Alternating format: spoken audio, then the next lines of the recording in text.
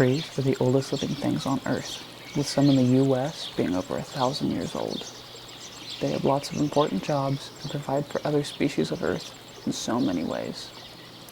Trees play a major role in the water cycle and the oxygen cycle too, and they help us sustain life on Earth. Can you think of any ways that people might use trees, like the wood for building our homes and furniture, or food like fruits and nuts? We use trees for paper products, and even toilet paper. There are other things that trees provide for people too, like oxygen. When trees use photosynthesis, they convert sunlight into energy for themselves. That produces lots of oxygen. Each person and other living things have trees to thank for a part of the air they breathe every day. Trees also provide habitat and food for birds and animals. Even a tree that falls to the ground will break down and go back into the soil as natural compost, still giving back to the world around it. Trees play a major role in the water cycle and the oxygen cycle needed to sustain life on Earth. How do trees help the water cycle? Well, they hold soil in place with their roots and filter stormwater to prevent erosion and runoff of pollutants. They also absorb water from the ground and then transpire it back to the clouds to keep the water cycle moving. Trees are also record keepers of the planet. Many have lived hundreds or even thousands of years. And how do we know how old the tree is? We look at the rings.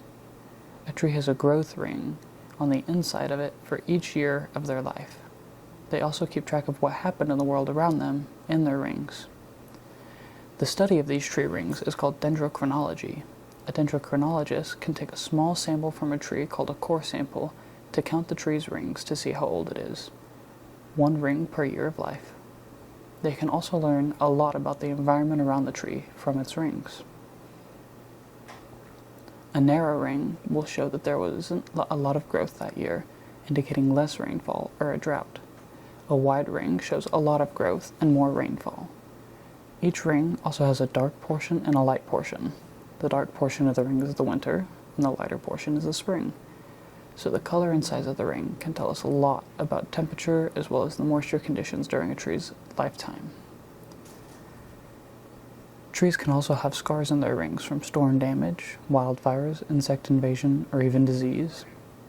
For example, a tornado might come through and break a large branch off a tree, and as the tree recovers, a scar will be left behind from the time that happened. To know when that happened, you just count the tree's rings. And although most trees are basically round, the rings are never perfect circles. Trees will grow towards the light, and sometimes that means growing more on one side or leaning if there are other trees or structures blocking the sun. Sometimes one tree leans on another and will leave a dent. You can learn a lot about a tree from its rings, and you can learn a lot about the climate and history of the place the tree grew.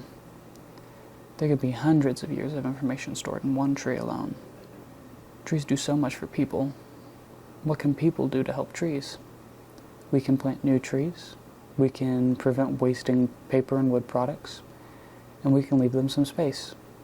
Clear-cutting forests and deforestation means less trees and less oxygen. The generations to come will need trees too.